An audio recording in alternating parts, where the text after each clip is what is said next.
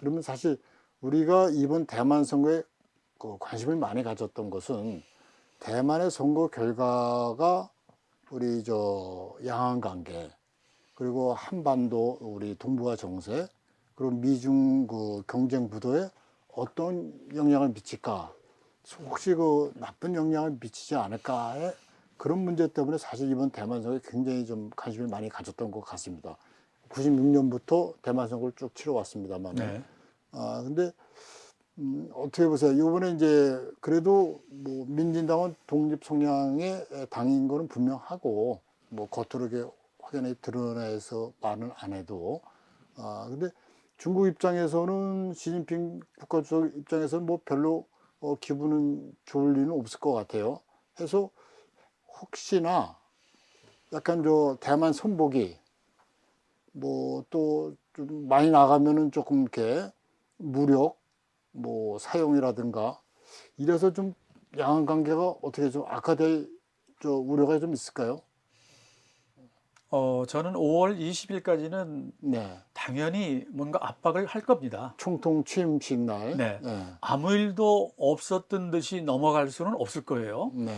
왜냐하면 중국 시진핑도 국내 정치를 해야 되잖아요. 그렇죠. 뭐 그게 효과가 있건 없건 간에 일단 대내 소위 중국 인민을 향한 제스처는 해야 되겠죠. 네. 그래서 그리고 뭔가 워닝을 한다는 차원에서는 그걸 할 텐데 그 이후에는 네. 저는 우리가 반드시 어떤 군사적인 네.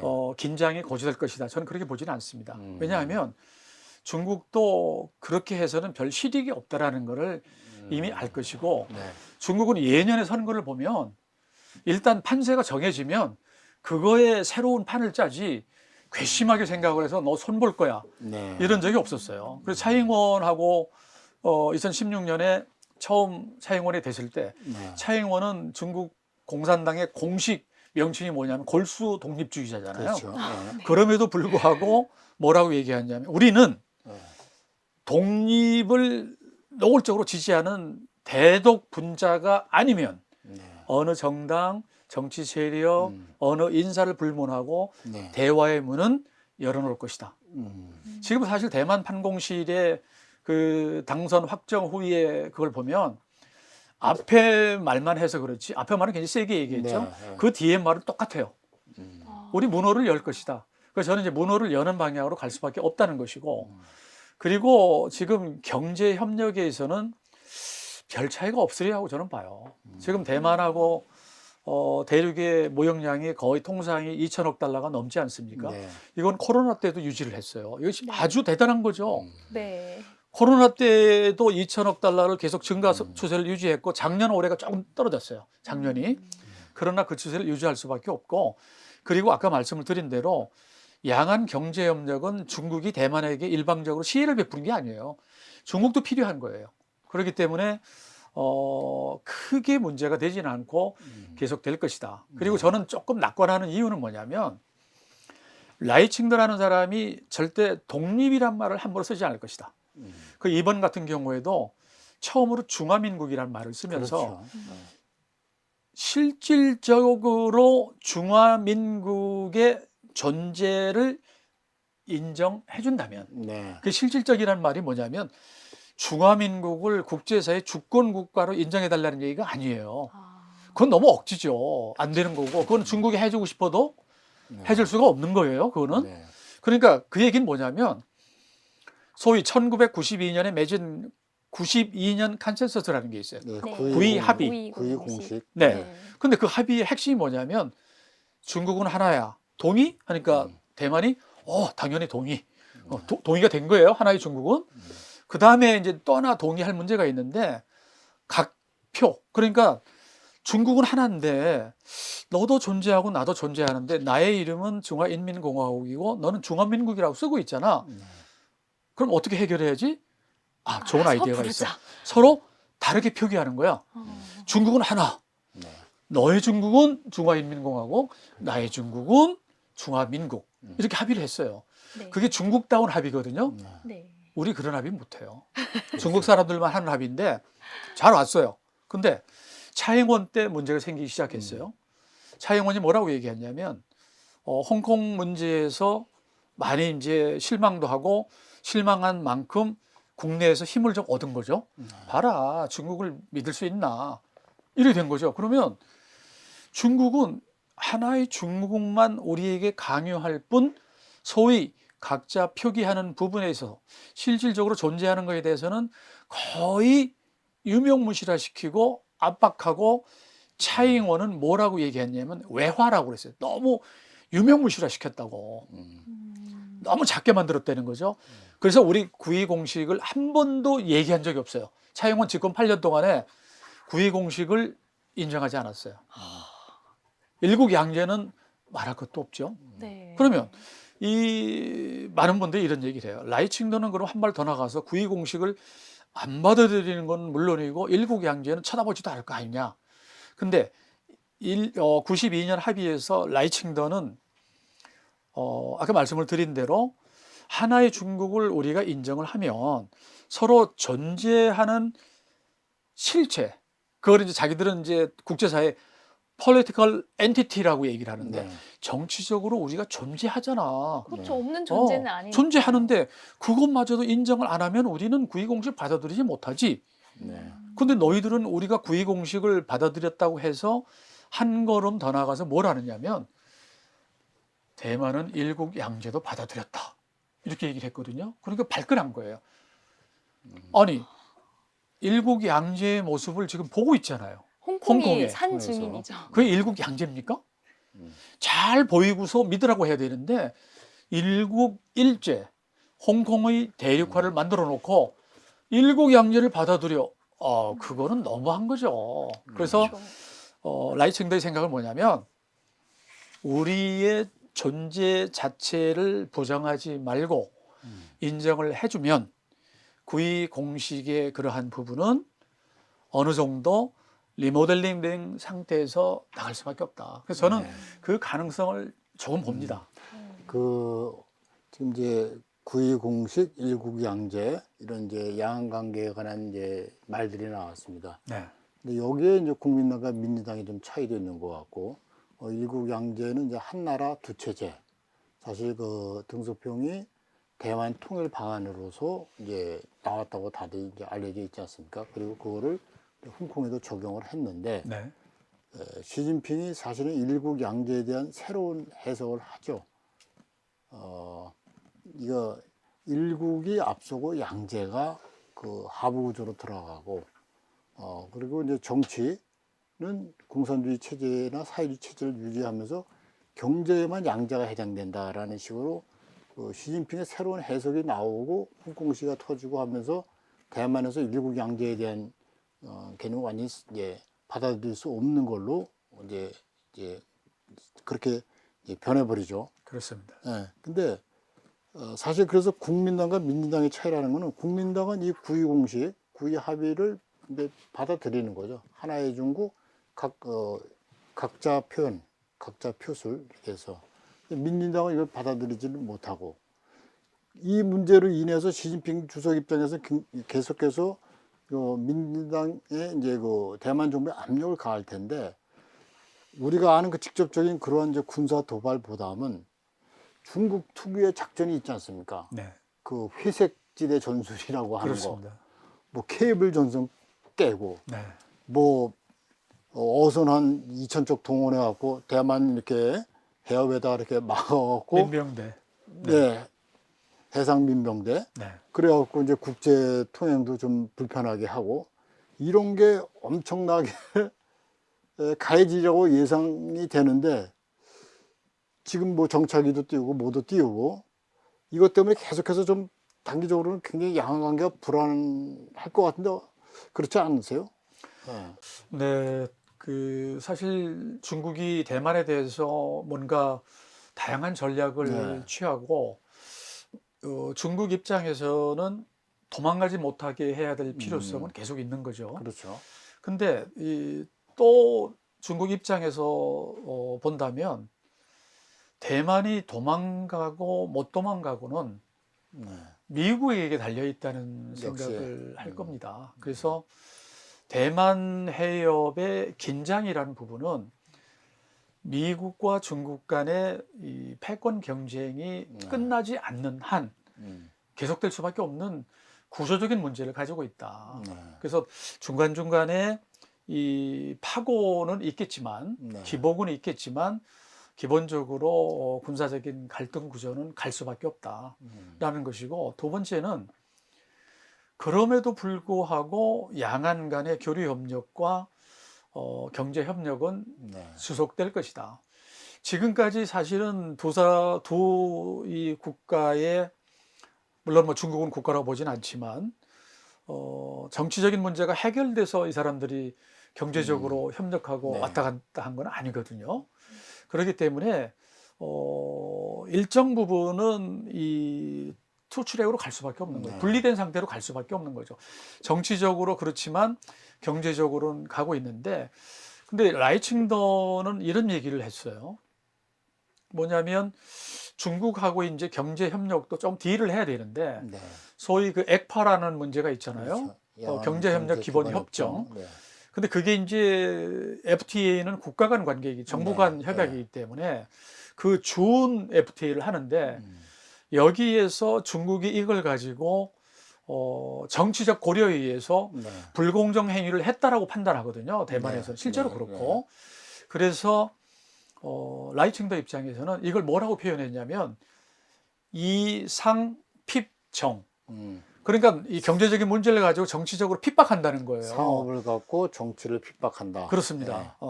그래서 이 부분에 대한 시정은 반드시 요구할 수밖에 없다. 그러면 중국 입장에서는 물론 그런 적 없다고 얘기하겠죠. 네.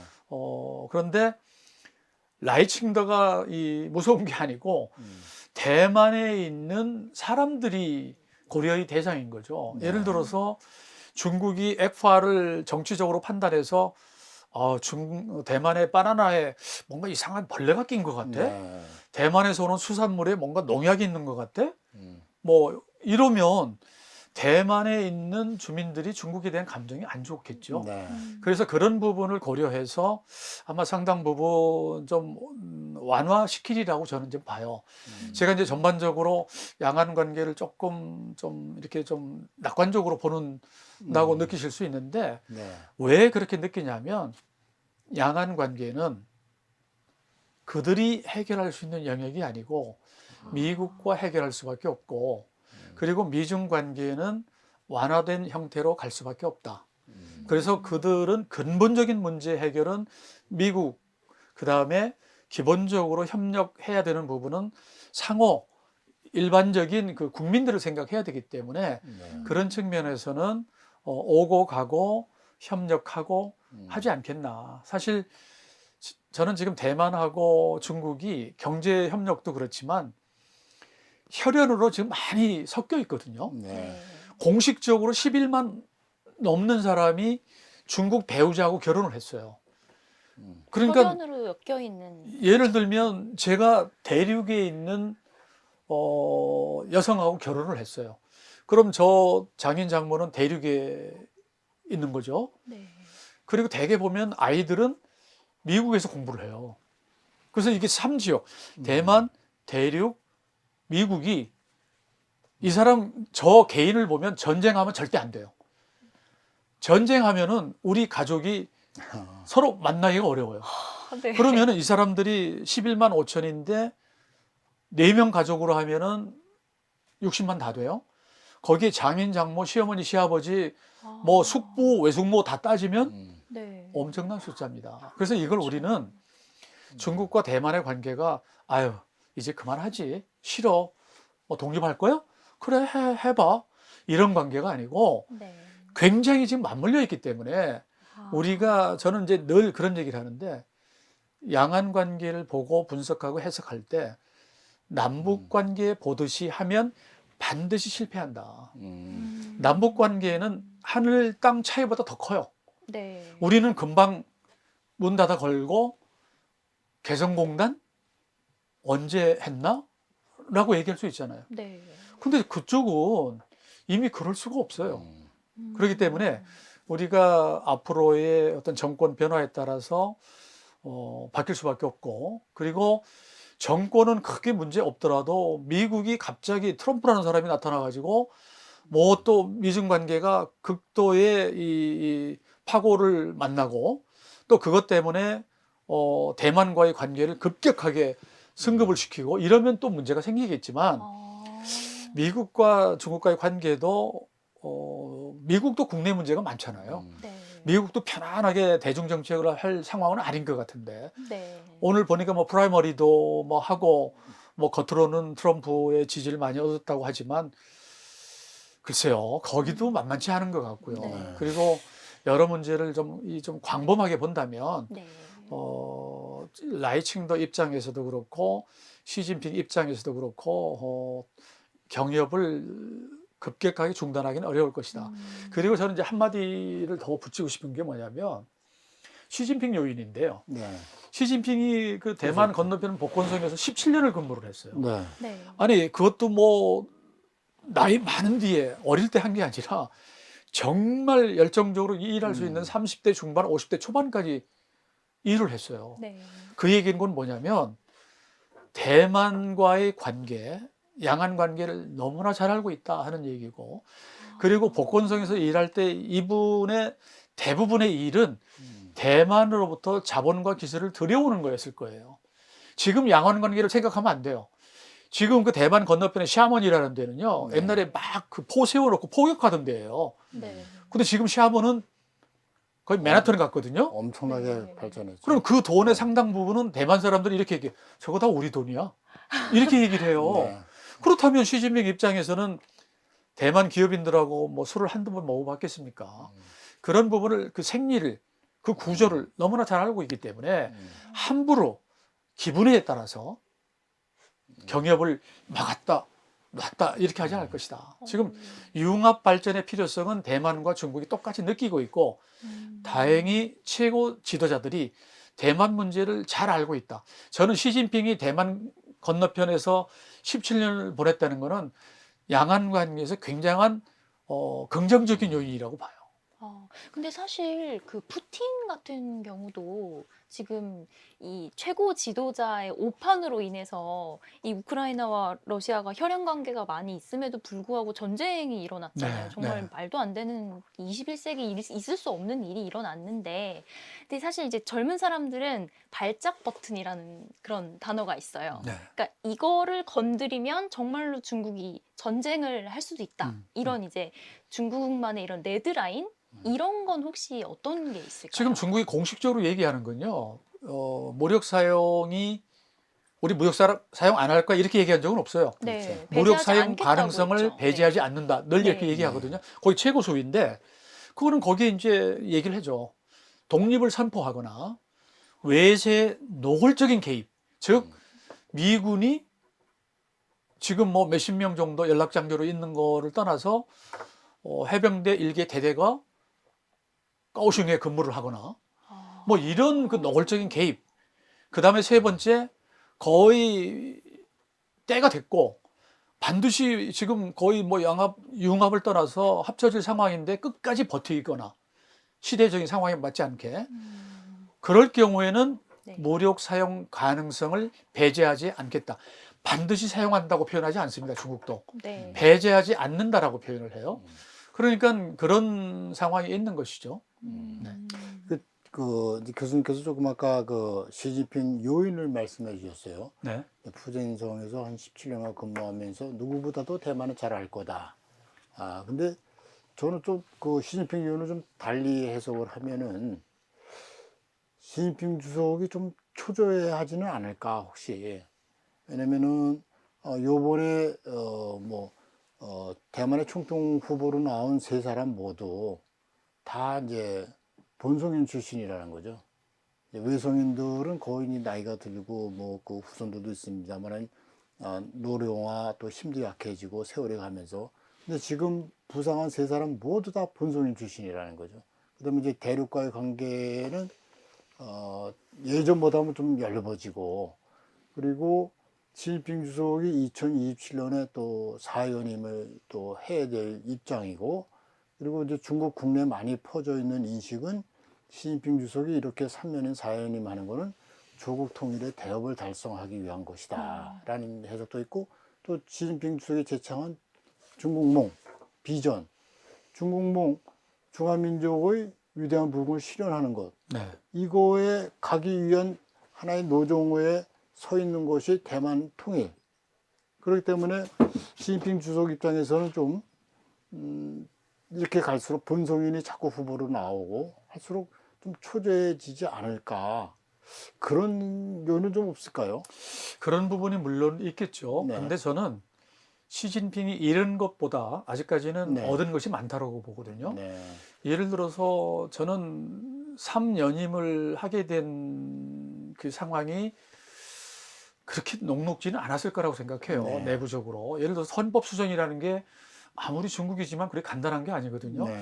저는 그 헌법에 이 전국인민대표대회 임기와 동일한 5년을 2번 이상 연임할 수 없다. 네. 이 부분을 그대로 드러낸 거 아닙니까? 네. 근데 그것도 쉽지 않았고 그러한 모든 게 말씀하신 대로 조국의 통일 뭐 네. 이런 부분에 대한 게 그리고 시진핑이 요즘에 조금 덜한데 모든 연설의 첫 번째 그 표현이 뭐냐면 우리가 100년 동안 경험하지 못한 국제사회의 이 파고 그렇죠. 위기 네. 이렇게 해서 계속 얘기를 해요.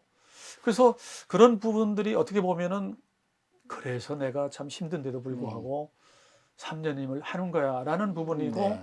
대만 문제에서 저는 점수를 그것 때문에 얻었다라고 봐요. 근데 음. 점점 이제 대만이 뭐 외곽으로 돌면서 시진핑을 괴롭히고 네. 사연임의 장애물이 된다. 네. 이럴 때는 뭐 시진핑이 더 강공을 쓸 수도 있겠죠. 근데 저는 시진핑 입장에서 보면 가장 중요한 것은 대만이 도망가지 못하는 거거든요. 네. 그리고 미국과의 관계에서 대만 문제에서 중국이 최종적으로 바라는 것은 모욕당하지 않는 거죠. 아. 모욕감을 안 주는 거예요. 그래서 저는 미국 전문하시는 분하고 얘기를 하면서 예를 들어서 바이든이 당선하자마자 우리 대만 독립 지지 안 해. 네. 라고 얘기한 것은 오히려 시진핑한테 한 60 정도를 얘기한 거다. 40은 라이칭도 너 알지? 좀 조용히 있어야 돼. 내가 알아서 해줄게. 그 다음에 60%는 시진핑에게 너무 실망하지 마. 이 얘기 메시지가 더 크다고 봐요. 그러면 지도자가 모욕당하는 건 안 되잖아요. 독재 정권에서. 네. 그러니까 그런 부분만 없다면 시진핑 입장에서는 도망가지 못하게 하면서 하나, 두 번째 국제사회가 자기를 대만 문제로 해놓고 허수아비 취급해서 거의 투명인간 취급해서 너 아무것도 할 게 없잖아. 이렇게 하지 않는 한 무리수는 두지 않을 것이다. 네. 라는 생각을 저는 하고 있습니다.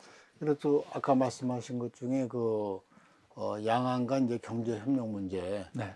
ECFA 양안 이제 경제협정 기본협정도 이제 말씀을 해주셨는데 사실 중국과 대만 간의 경제협력이 이렇게 밀접해지면 질수록 좀 한국과 한중 무역관계라든가 한대만 무역관계도 좀 영향을 좀 받고 이런 측면이 있는데 마인주 때는 굉장히 그 중국과 대만 간의 경제협력이 밀월기를 구사했고 그렇습니다. 또 확장이 되지 않았습니까? 그러면은 지금 라이칭도가 이제 당선이 된 상황에서 지금 차이원과의 그 관계, 지금 요 상황의 그 양안 무역 관계를 라이칭도 씨는 더 오버를 할지 아니면 지금보다 더 못한 상태로 내려갈지 어떻게 될까요? 저는 당분간은 네. 이 상태로 계속 유지하지 않겠나. 아, 다만 지금 문제가 되는 게 소위 대만이 미국에 가장 충성하고 있는 부분들은 기술 반도체거든요. 네, 그러니까 우리 민주연대에 서 있어요. 네, 그리고 우리 텍사스에 TSMC 공장 지을 겁니다. 네, 일본 구마모토에 공장 짓고 있어요. 네, 이런 부분에 대해서 중국은 상당히 못마땅해 하는데 음. 그렇다고 해서 TSMC나 대만이 중국과의 모든 부분을 완전히 끊느냐. 미국과의 보조를 하면서 중국이 필요한 조금 낮은 수준의 그 부분은 계속 할 수밖에 없고 네. 그거를 아마 미국이 하지 않는 한 강압하지 않는 한 일정 부분은 유지할 수밖에 없다라고 네. 보고요. 그래서 그런 무역 관계가 상당히 유지될 것이다. 사실 지금 한중 경제 관계가 중국과 우리의 관계가 나빠진 것도 있지만 네. 경제 무역 구조상 네. 산업 구조상 그럴 수밖에 없는 부분도 있지 않습니까? 네. 그래서 이제 대만하고 중국도 그런 부분이 있는데 중국 정부가 대만 기업에 대해서는 네. 거의 내국인 대우를 네. 해주거든요. 네. 정말 거의 차이가 없어요. 오히려 이 소위 그 당근과 채찍에 있어서 당근을 많이 네, 주는 거죠. 그렇죠. 예. 그렇기 때문에 앞으로도 많이 줄 것이고 또 하나 시진핑이 굉장히 신경을 많이 쓰는 게 뭐냐면 대만 젊은이들이에요. 네. 중국의 젊은이들도 지금 취업 못해서 굉장히 놀고 있는 판인데 대만 젊은이들을 향해서 대만 젊은이요. 대륙에 와서 꿈을 펼쳐라. 이런 얘기예요. 그러면 대만에 있는 젊은이들이 막 공산당이고 뭐고 지금 뭐 먹고 살기 아버지한테 힘들어서. 용돈 받았으니까 이거 참 못할 일이고 이 좁은 땅덩어리에서 그 통일 독립 되도 않는 거 가지고 얘기하기보다는 네. 대륙에 가서 하는 게 좋겠다. 실제로 그러고 있어요. 네. 그렇기 때문에 시진핑 주석이 빈말로 네. 젊은이들을 유혹해서 데려다 놓고 세뇌를 시켜가지고 뭐 통일을 지지하게 만든다. 이런 차원은 아니고 저는 조금 좀 부러운 면인데요. 네. 길게 본다. 좀 길게 본다. 도망가지만 않으면. 그리고 도망가고 못 가고는 미국하고 할 일이지 민진당하고 할 일이 아니라는 거죠. 민진당이 뭐 이상한 독립주의자가 나와서 우리 도망갑시다 한다고 대만 국민들이 떠나갑니까? 네. 절대로 그렇지 않습니다. 그러면 이제 차이잉원 총통 같은 경우는 그동안 계속 중국이랑 대립각을 세우면서 사실 좀 표심이 많이 떨어졌잖아요. 그러면 이제 당선된 라이칭더 같은 경우는 차이잉원이랑 뭔가 다른 전략을 펼칠 거라고 보시나요? 아까 말씀을 잠깐 드렸는데요. 그게 바로 92 공식, 네. 1992년 컨센서스에서 조금 플렉서블 할 수 있을 거예요. 왜냐하면 유연하게. 민진당이 이 주변 환경적으로 상당히 이 행운이었어요. 네. 홍콩 사태가. 네. 그렇죠. 왜냐하면 민진당이 과거에는 저쪽은 너무 감없는 소리에 라는 소리를 많이 들었거든요. 네. 근데 나중에 목에 조금 힘이 들어간 게 뭐냐면 중국 믿을 수 있어? 홍콩이 아니잖아. 네. 이렇게 얘기를 하는 거예요. 왜냐하면 일국 양제에 대해서 대만 내에서도 나는 대만인이지만 나는 중국인이야 라는 사람들이 거의 70%에 육박한 적이 있어요. 네. 나는 대만에 태어났지만 네. 나는 그래도 나는 중국인이다. 타이완이즈 그리고 차이니즈 그 두 개를 같이 겹치는 사람들이 많았어요. 네. 근데 지금은 확 내려갔죠. 30%. 네. 그리고 통일해야 된다는 사람은 거의 몇 프로 안 돼요. 그렇거든요. 그렇기 때문에 그런 부분들이 상당히 중요하고 그것을 라이칭더는 캐치를 해서 92년 공식에 있어서 우리를 주권 국가로 승인해줘. 우리 유엔 가입할 거야. 바보가 아니란 그런 얘기를 안 하거든요. 물론 9월 말쯤 되면 저희 같은 사람들한테도 막 메일이 와요. 우리 이번에 유엔에 그 신청을 할 건데 이렇습니다. 네. 근데 그거는 나 살아있어요 라고 홍보하는 거예요. 가입된다고 보는 사람은 대만이 좀 네. 정신병자죠. 네. 진짜로 가입될 수 있다고 보는 그렇죠. 사람은. 그러나 내가 살아있어요 라고 이제 하는 부분이고 그 부분에서 조금 더 나가서 라이칭더 입장에서는 중국에게 우리 상황을 조금 고려를 해주세요 라는 부분이 우리 주권 국가가 아니지만 당신들의 통치권이 미치지 않잖아. 그러니까 우리의 존재를 인정을 어느 정도 해줘. 당신만 체면이 있는 게 아니야. 나도 체면이 있는 거야. 라고 거기서 타협만 된다면 어느 정도 92년 공식을 받아들이고 그리고 제한적으로 받아들이고 그러나 아직은 일국 양제는 안 받아들일 겁니다. 왜냐하면 홍콩이 대립화된 상태에서 일국 양제를 받아들이게 되면 이거는 항복하는 거하고 똑같아요. 네.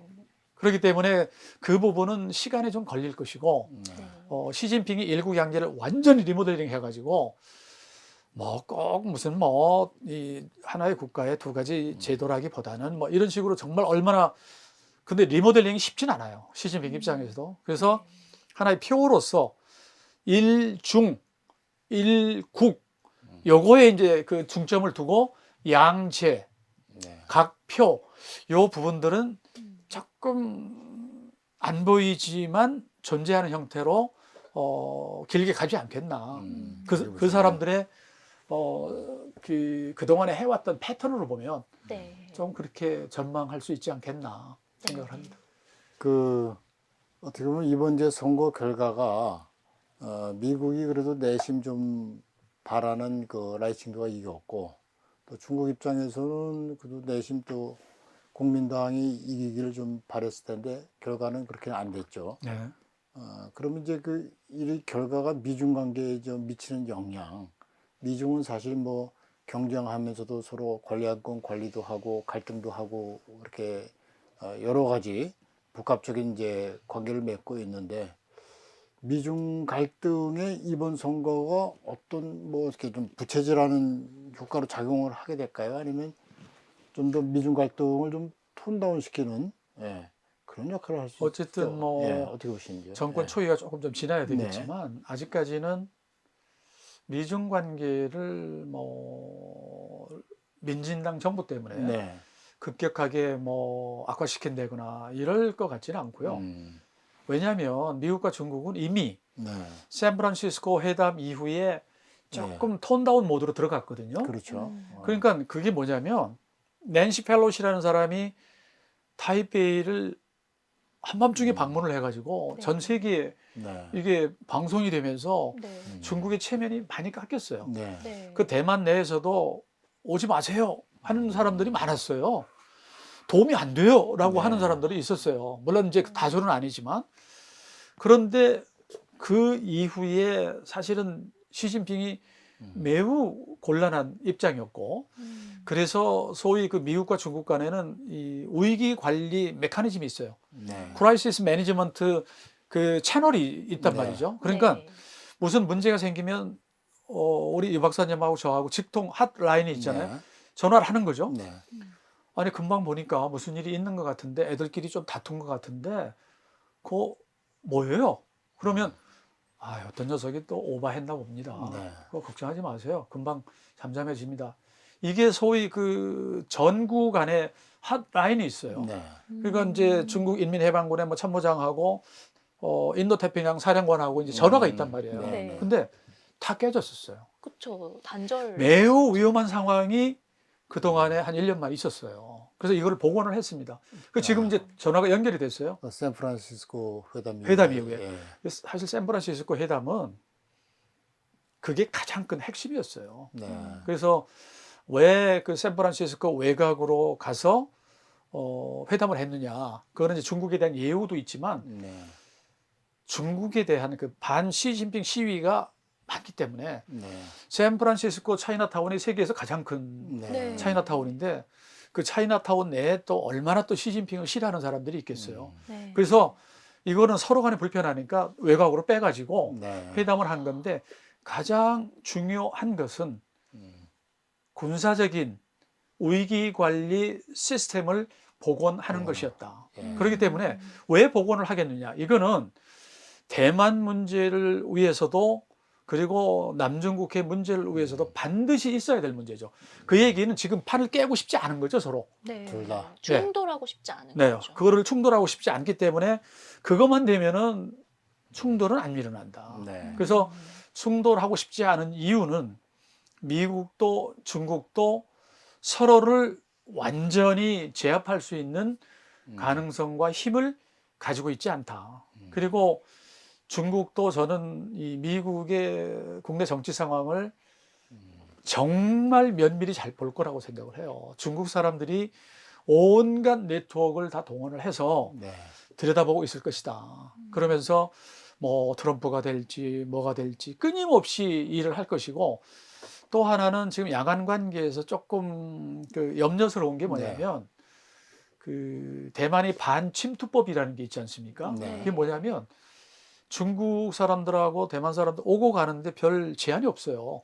결혼도 엄청나게 했는데 내가 결혼한 배우자가 중국의 뭐 공안부에서 있었던 친구하고 또 친구인지 어떻게 알겠어요? 아, 그런 부분이 많고 그렇죠. 또 돈이 이제 정보원이 될 수도 그렇죠. 있는 돈이 이제 중간에 상황이죠. 게재가 되면 사람이 변할 수 있잖아요. 그래서 이제 반침투법이 어떻게 보면 이제 이 남용이 되면은 이 법을 남용을 해가지고 막 간첩으로 잡아놓고 뭐 네. 이런 부분이 있을 텐데 그런 부분은 굉장히 신경 쓸 수밖에 없다. 왜냐하면 요즘 간첩은 무슨 군사기지를 염탐하는 게 아니라 산업 이 간첩들이 아, 많잖아요. 정보, 산업 스파이. 군사 정보, 외교 정보, 네. 뭐 산업 정보. 그래서 이거는 대만이 굉장히 신경을 쓸 수밖에 없는데 신경 쓴다고 다 막아지겠어요.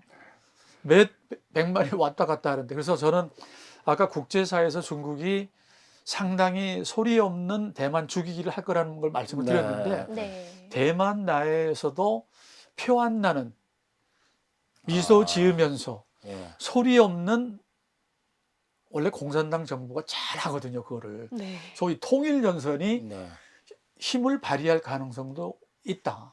그래서 음. 굉장히 조심을 할 것이고 이번 선거에서도 민진당이 뭘 얘기를 했었냐면 그 지방자치단체에 있는 아주 그 기층에 네. 사람들을 상당히 데려다가 관광시키고 그랬단 말이에요. 그렇죠. 중국이. 예. 그래서 상당수를 조사를 했어요. 이 간첩 소지가 있는 거 아닌가. 관광 갔다 온 사람 불러다가 겁을 준 거죠. 네. 그러니까 이쪽에서는 과거에 이 국민당 정부가 굉장히 폭압적으로 할 때 백색 테러라고 그랬잖아요. 그렇죠. 네. 백색 공포. 예. 그리고 이쪽에서는 녹색 공포다.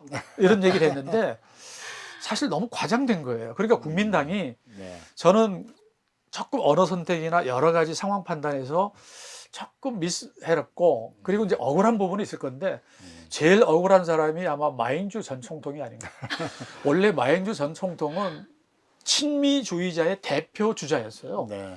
너무나 미국이 사랑한 그리고 너무나 미국을 사랑한 전 가족이 미국인이나 마찬가지인 사람이었는데 갑자기 친중주의자 반중주의자가 된 거, 저 반미주의자가 네. 된 거예요. 그러니까 의문의 어떻게 일패네요. 하다가 이렇게 된 네. 거지?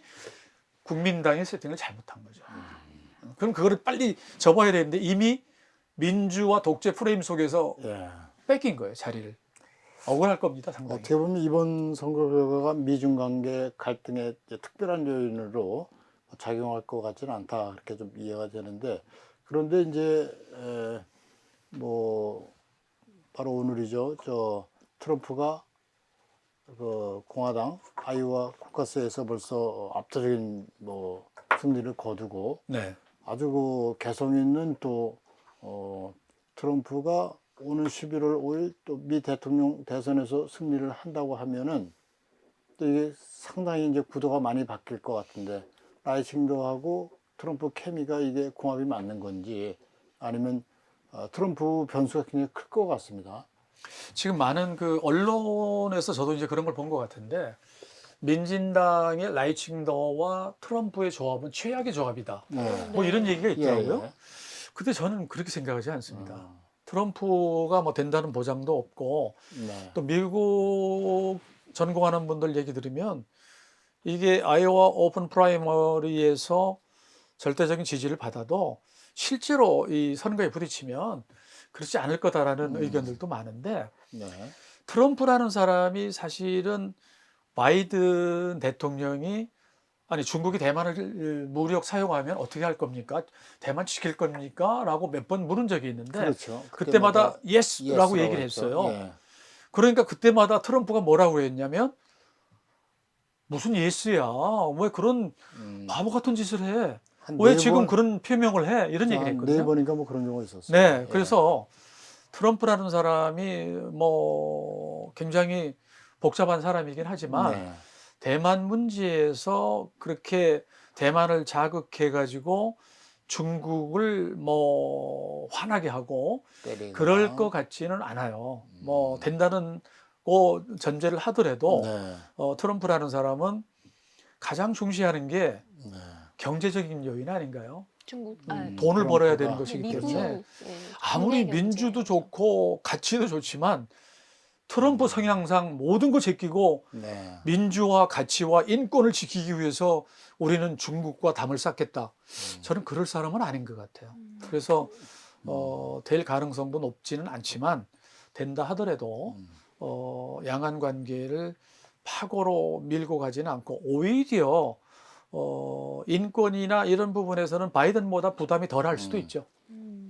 그 사실 이제 우리가 많이 걱정하는 부분은 라이칭도가 승리하고 양안 관계가 단기적으로 악화되고 이게 한반도 정세에도 부정적인 요인으로 작용을 할까봐 걱정을 좀 많이 네. 하는 거죠. 네. 그리고 지금 북에서는 또 요새 뭐 미사일이나 뭐 여러 가지 또 대남 위협도 많이 좀 하고 있고 중국 입장에서 약간 좀 북한을 부추기는 건 아닌가 또 그런 생각도 좀 해보는데 우리 저 한반도에 미치는 영향 좀 이런 우려가 기울일까요? 아니면 뭐 나름대로 근거가 있는 거라고 보시는지요?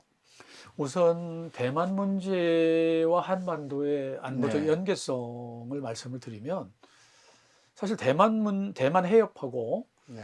한반도는 숙명적으로 안보적으로 연계가 돼 있다. 그 이유는 한국 전쟁 이후에 한반도의 안보 문제의 가장 핵심 요인은 미국과 중국이었고 네. 대만 해협 또한 중국과 미국 요인에 의해서 긴장과 현상 유지가 왔다 갔다 한 부분이기 때문에 대만 해협에서 문제가 생기면 한반도의 긴장이 고조된다는 건 그거는 뭐 네. 우리가 아무리 부정을 해도 그거는 뭐 부정될 수 없는 그런 차원이라고 보는데 이미 저는 대만 문제가 한반도에 너무나 큰 영향을 미치고 있다고 저는 개인적으로 생각을 하고 있습니다. 네. 왜냐하면 사실은 시진핑 주석이 북한을 어떻게 인식하는가 네. 그리고 김정은이라는 지도자를 어떻게 생각하는가를 저는 사실 오랫동안 그걸 이제 지켜봤는데 집권 1기, 2기 말까지는 즉 트럼프가 북한과 싱가포르에서 하노이에서 회담을 하면서 중국을 거의 패싱했죠. 중국이 할 일이 네. 없었어요. 네. 그때 그 상황이라는 것이 굉장히 기억하기 싫은 상황이에요. 중국 네. 입장에서 볼 때는. 그리고 대만 문제가 19년 이후에 굉장히 시끄러워졌단 말이죠. 그러자마자 시진핑이 19년 6월에 평양을 방문을 했고 네. 하루를 잤습니다. 이 네. 하루를 자고 오는 경우는 별로 없거든요. 1박을 하면서 할 얘기는 다 했어요. 할 얘기는 두 가지입니다. 하나는 내가 당신들의 안보 우려를 책임지겠다, 해소해 주겠다. 두 번째, 경제 협력과 관련된 부분은 우리가 지원을 하겠다. 네. 이 두 가지는 그건 뭐냐면 너희들의 생존 기반을 마련하겠다는 거거든요. 음. 그러면 왜 갑자기 시진핑이 김정을 그렇게 무시하고 네. 싫어하더니 한 번도 안 갔지 않습니까? 네, 네. 2008년 이후에 그렇죠. 11년 동안 안 갔어요. 네. 근데 왜 갑자기 갔을까? 그거는 대만 문제하고 굉장히 관련이 있는 거예요. 즉 미국이 대만 문제를 건드리면 중국은 모든 문제에서 미국을 건드릴 문제를 찾을 수밖에 없는데 네. 미국을 건드리는 전략적 자산 중에서 가장 효력이 강한 것이 북한이다. 네. 그렇다면 북한과의 전략적인 협력을 그리고 과거에 있었던 항미 원조, 새로운 차원의 항미 원조, 물론 항미 원조란 표현을 직접적으로 쓰진 않아요. 네. 그러나 실질적으로 항미 원조의 그런 그 제스처를 보일 수는 있는 거죠. 그런 차원에서 저는 대만 문제가 계속 악화가 되고 그리고 미중 관계가 악화가 되고 그리고 한국이 대만 문제와 관련된 부분에서 자이든 타이든 자꾸 이렇게 연계되는 듯한 양상을 보이고 하면 중국으로서는 북한과의 이 관계를 강화할 수밖에 없다. 근데 이미 그런 상황이 나타나고 있고 과거 같으면 북한이 저렇게 무슨 뭐 ICBM을 발사를 하고 무슨 뭐 백령도를 향해서 뭐 바다로 이 포를 쏘고 네. 이럴 때 중국은 반드시 얘기를 합니다. 네. 이 사람들이 항상 무슨 얘기를 하냐면 각 당사국들이 평화를 위한 일을 하고 그를 위해서 대화를 많이 해라. 이런 얘기를 많이 하는데 그동안에 몇 년 동안 한반도 문제에 관련해서 각방이 이 평화를 위해서 해라는 얘기를 별로 안 했어요. 각 당사국들이 열심히 평화를 위해서 노력하라는 말을 안 했어요. 그거는 곧 이 북한과의 관계에 있어서 북한을 좀 두둔하고 싶은 그런 제스처를 많이 보였는데 지금도 여전히 그런 차원이죠. 즉 중국은 우리가 생각하는 한반도의 평화와 안정을 위한 역할, 뭐 대통령도 얘기를 하고 실무자들도 얘기를 많이 하고 하죠. 근데 지금까지는 상당히 냉랭하죠. 예를 들어 대통령이 한반도의 평화를 위해서, 그리고 저 완전히 좀 고삐 풀린 것 같은 김정은의 어떤 그 군사적인 행동을 좀 자제할 수 있도록 협력하고 제어할 수 없겠냐, 이런 얘기를 할 때 시진핑 주석이 하는 얘기는,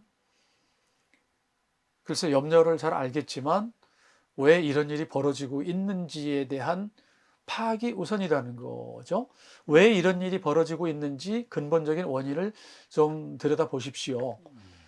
그리고 나서 북한이 어느 정도 호응을 하면 한국이 얘기하는 담대한 구상도 우리가 도와드리겠습니다, 이런 차원이잖아요. 네. 그러니까 우리가 지금 담대한 구상을 북한에 얘기를 하는데 중국이 그거를 거지못대로 우리의 입장에서 도와줄 생각이 없는 거죠. 없죠. 그 이유는 대만 문제와 미국과의 관계에서 자신들도 서운하는 게 많기 때문에, 그리고 한국과도 서운한 게 많기 때문에 네. 이런 부분들이 좀 해결돼야 우리가 협력할 수 있지 않을까요? 라는 입장인 것 같고요. 저는 제가 느끼기엔 요즘에 우리 정부에서도 중국의 입장에 대한 고려가 필요하다, 중국에 대한 정책적인 조정이 필요하다라는 것을 저는 개인적으로 느끼는 것 같다는 생각을 합니다. 그래서 네. 그런 부분에 대한 거가 좀 조정이 되고, 그러면서 앞으로 잘 중국과의 관계를 풀어나가야 되지 않나. 다만 대만 문제가 안 풀리고 미중 관계가 안 풀리면 북한 문제에서 우리를 도와주세요라는 그 요청은 사실은 호응을 받기가 어렵다, 구조적으로. 그런 생각을 합니다. 이 중국과 대만, 그다음에 남북한 이 사자 관계가 상당히 묘한 것 같습니다. 그렇습니다. 왜냐면은 저도 예전에 이제 취재를 이제 90년대 초반에 좀 한 경험에 따르면은 한국과 중국이 가까워지니까 대만과 우리가 단교를 했죠. 한중이 가까워지니까 그만큼 대만이 또 북한을 끌어들여서 대만의 핵 폐기물을 북한에 수출하려고 한 적이 있었어요. 그렇습니다. 근데 그걸 제가 이제 취재를 갔었는데, 그러니까 대만이 북한 카드를 쓴 거죠, 그 당시에. 그러니까 지금 어떻게 보면은 중국이 북한 카드를 쓰고 있다는 거는 어떻게 보면 한국과 중국 관계가 좀 안 좋다는 걸 방증하는 거죠. 그렇습니다. 근데 우리 정부에서 나온 이야기가 대만 문제와 관련해서 힘에 의한 현상 변경을 반대한다라고 이번 정부가 이야기를 했습니다. 네. 우리 한국의 그 이전 정부에서는 이런 식의 워딩은 없었던 것 같아요. 그래서 중국이 굉장히 반발하고 있고, 그러면 대만의 현상 변경은 미국도 반대합니다. 근데 이제 힘에 의한 거는 중국을 지칭하는 거기 때문에, 그렇습니다.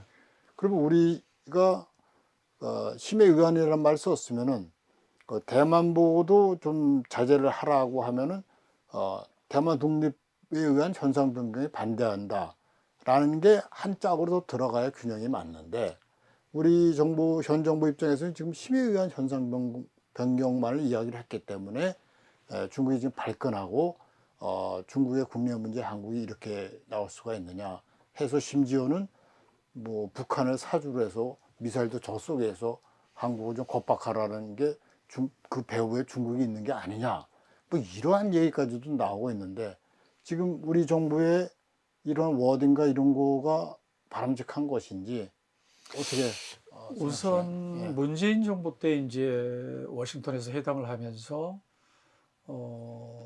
대만 해협의 평화적 네. 현상 유지와 관련된 부분을 잠깐 얘기한 적이 있고, 네. 바이든 대통령이 서울에 왔을 때 또 한번 얘기를 한 적이 있고, 근데 이번 정부에 들어서 방금 말씀하신 대로 네. 힘에 의한 현상 변경, 그게 이제 중국으로 볼 때는 조금 더 뭐 기분이 썩 좋지는 않을 수 있죠. 그래서 많이 좋지 않은 것 같던데요. 네, 예. 그래서 우리 입장에서는 저는 최근에 인태 대화라는 게 있었지 않습니까? 네, 네. 워싱턴에서. 거기에서 이제 이 한미일이 네. 남중국해하고 대만 대만 문제. 해협 문제를 얘기를 했는데 그런 정도는 물론 우리 정부에서도 표명을 해야 되겠죠. 네. 근데 그게 맥시멈이라고 생각을 해요. 우리가 할 수 있는 말의 이제 맥시멈인데 그 부분에 대해서 사실은 저는 개인적으로 중국 학자들하고 지난해 회의를 하면서 네. 제가 이제 이런 얘기를 하죠. 당신들은 북한의 비핵화 문제에 네. 의지와 능력이 있는 건가라고 이제 노골적으로 이제 네. 물어보죠. 내가 보기엔 의지도 없고 능력도 없는 것 같은데 굉장히 이제 싫어하죠. 발끈하죠. 네. 그러면서 만약에 우리가 북한에 대해서 뭔가 이 실효적인 조치를 취하기를 바라면 네. 한국은 우선적으로 해야 되는 게 중국의 일국 양제 통일 방식을 지지한다. 이렇게 얘기를 해야 된다는 거예요. 그래서 제가 예.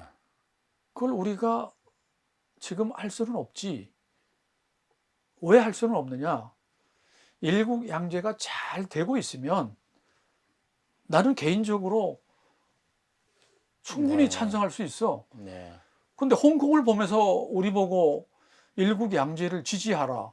대만의 일국 양제에 의한 통일을 찬성한다. 네. 한국 정부에게 이렇게 얘기를 하면 조금 설득력이 없네. 양심불량 아닌가? 그렇죠. 저는 학자로서 상당히 양심불량이죠. 예. 그렇게 얘기를 하니까 물론 이제 얼굴이 붉어지죠. 네. 서로 얼굴이 붉어지는데 그러니까 이제 이런 거죠. 일국 양제라는 것이 매우 뭔가 좋은 것이고 중국이 요새 어떤 표현을 쓰냐면 중화민족의 지혜가 뭉친 거라고 그러거든요. 네. 그 중화민족의 지혜의 결정체가 일국 양제예요. 저는 처음에 와, 이거 기발한 생각이다라는 생각을 저는 아주 오랫동안 해온 적이 있어요. 네.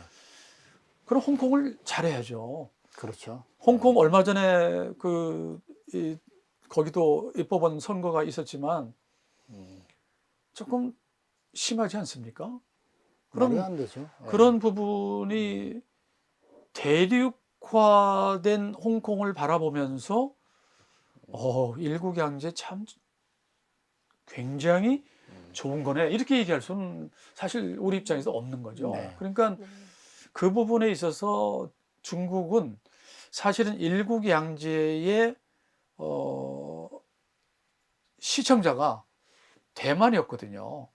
홍콩은 조그만 거고 네. 실제로 대만의 통일을 위해서 뭔가 시범적으로 한 것인데 그렇죠. 저는 이런 얘기도 했었습니다. 한번 시진핑 주석이 참 너무 조금 조급하게 그런 거 아닌가 홍콩 네. 문제를 예.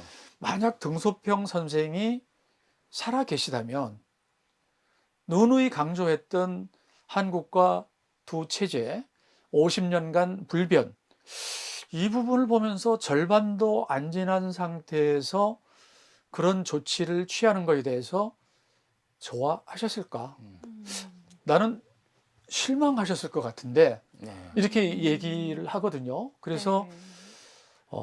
저는 중국이 좀 실책이다라고 저는 이제 개인적으로 생각을 네. 하는데 그분들이 얼마나 많은 생각을 했겠어요. 저는 그냥 학자로서 하는 근데 얘기고. 그거는 이제 일국 양제는 중국의 통일 방안 아닙니까? 그렇죠. 남북한이 있으면은 이제 어떻게 보면 북한의 통일 방안을 그럼 뭐 수용하라 이런 식의 이해가 되는 건데, 근데 우리 정부와 지금 중국과의 문제에 있어서 갈등이 생기는 거는 우리가 이제 힘에 의한 중국을 지칭하는 식의 표현을 했기 때문인데, 우리 국내 일각에서는 굳이 힘에 의한이라는 말을 넣을 필요가 있냐, 네. 넣어서 굳이 중국을 자극할 필요가 있냐, 그냥 대만 해협의 평화와 안정을 바란다. 네. 그러면 이 문제도 또 그 대화를 통해서 이제 원만하게, 중국식 항상 그런 말을 쓰지 않습니까?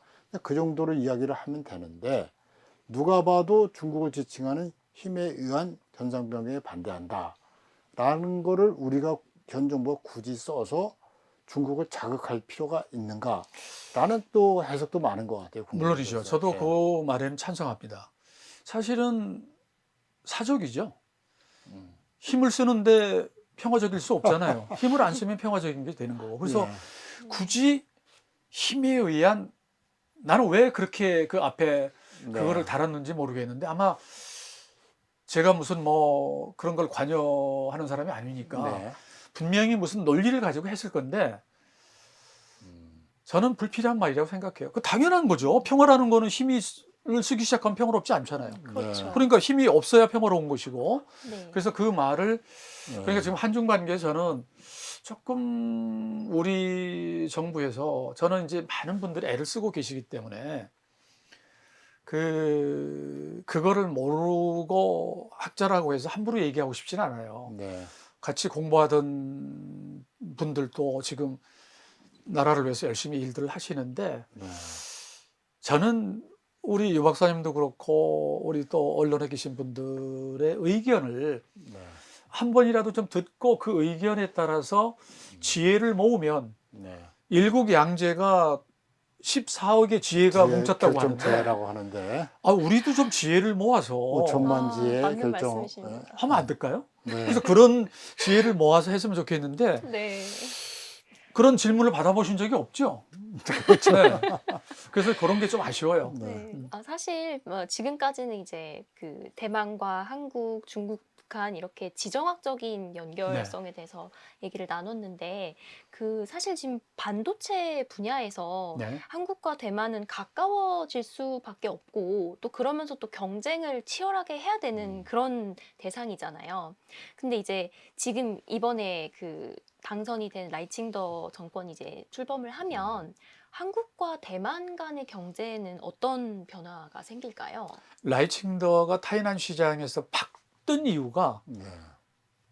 TSMC 단지를 네. 만들어가지고 발전시킨 네. 거예요. 네. 그래서 이분의 시정 능력도 대단하고 다 알고 있어요. 반도체나 이런 기술 이런 부분을 네. 아주 꿰고 있는 사람이에요. 네. 그리고 또 이공계 출신이거든요. 제가 우스갯소리로 이분이 신장내과 전문이거든요. 네. 굉장히 세밀하게 침착하게 봅니다. 함부로 결정 안 해요. 그래서 그런 부분에서 보면은 대만의 어떤 그 반도체나 이런 부분들이 우리하고 경쟁 관계나 이런 부분들이 올라갈 수도 있겠죠. 그런 가능성이. 근데 이미 반도체와 기술 부분도 지금 제일 위에 있는 협력 그 컨트롤 타워가 저는 미국에 있다라고 생각을 해요. 그래서 대만도 반도체를 아무리 라이칭더가 뛰어난 사람이라 하더라도 자기들 마음대로 나 대륙하고 해야 되겠어. 일본하고만 할 거야. 이러지 못할 거예요. 그래서 아마 우리 정부 입장에서도 라이칭더의 행보를 그리고 그 기업 TSMC를 비롯한 대만의 그 기업들의 뭐 텍사스에 짓고 있는 구마모토에 짓고 있는 이런 부분도 면밀하게 우리가 봐야 될 것이고 저는 그 부분도 이런 생각을 해요. 국가는 그냥 보면서 무엇을 도와줄 수 있을까를 좀 고민을 하면 좋겠다. 네. 그러니까 라이칭더도 그런 쪽이었던 것 같거든요. 네. 네. 어디가 필요하세요? 땅이 필요하세요? 뭐가 필요하세요?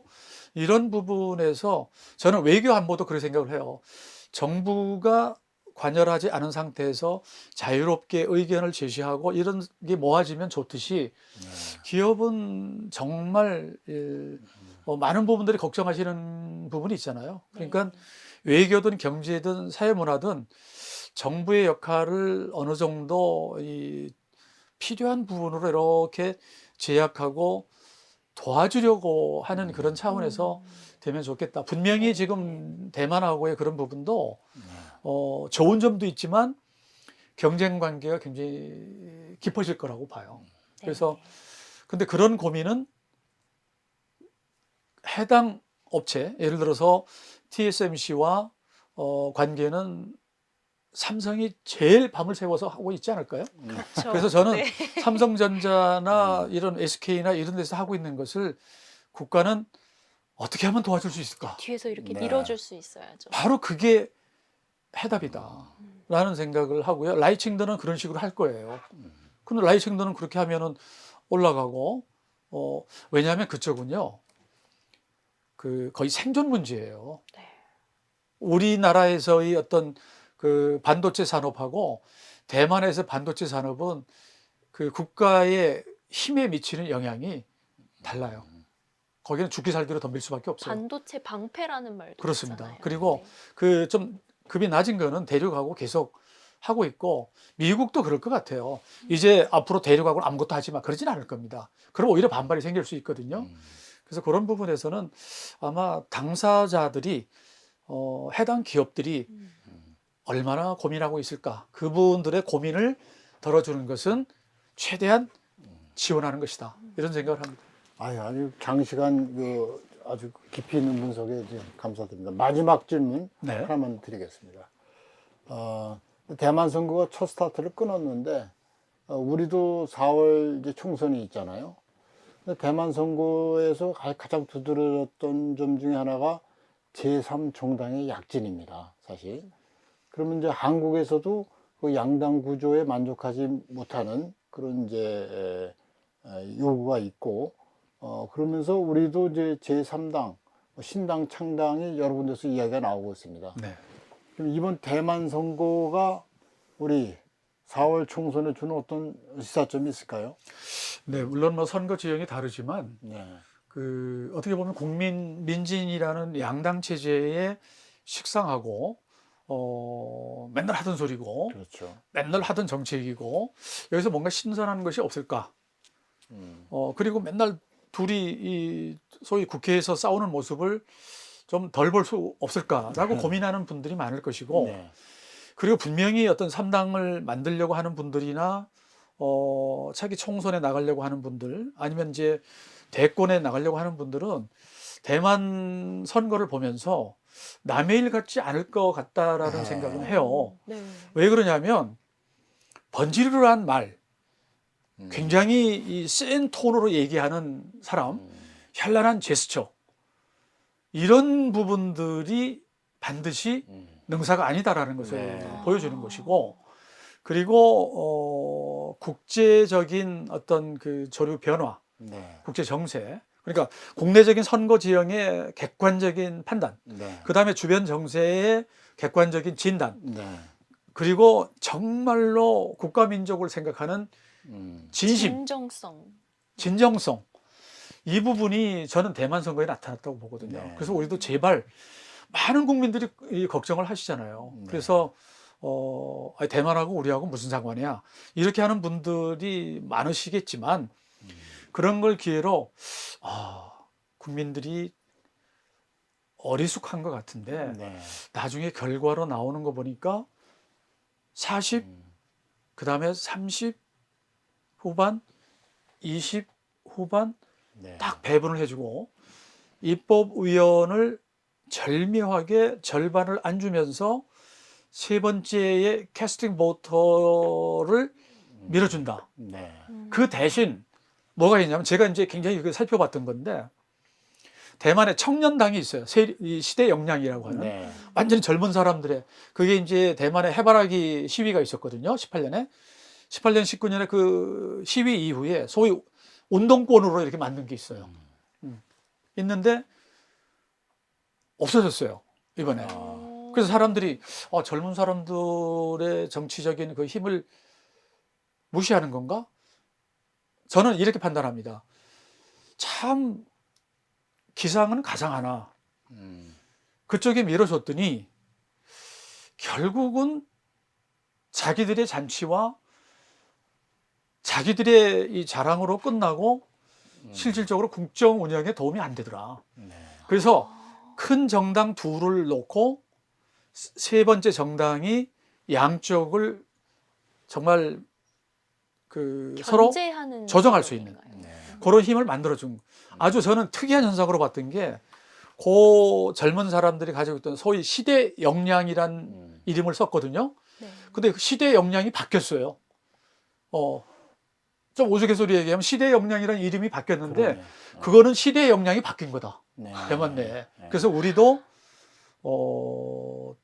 정치를 하시려고 하는 분들, 그 다음에 이 총선에 임하시는 정당과 네. 후보자들께서 멀리 떨어진 대만의 문제가 바다 건너에 아무 상관도 없는 문제라고 생각하지 마시고 제발 우리 이 유권자들의 생각과 남북 관계와 그리고 이 주변 국제 정세를 잘 생각하시면서 임했으면 반드시 성공할 거다. 그러면 진짜 좋은 말씀이신 것 그런 같아요. 생각을 합니다. 그 진심이 이게 통해야 되는 거죠. 그렇습니다. 제가 오늘 이거 이제 진행을 하면서 참 감개무량한 게 대만이 그 총통 직선제를 실시한 게 1996년 아닙니까? 그렇습니다. 리동후이 선생이 이제 출마를 해서 당선이 됐는데 이제 당선됐을 때 제가 홍콩 특파원으로서 현장 취재를 갔었죠.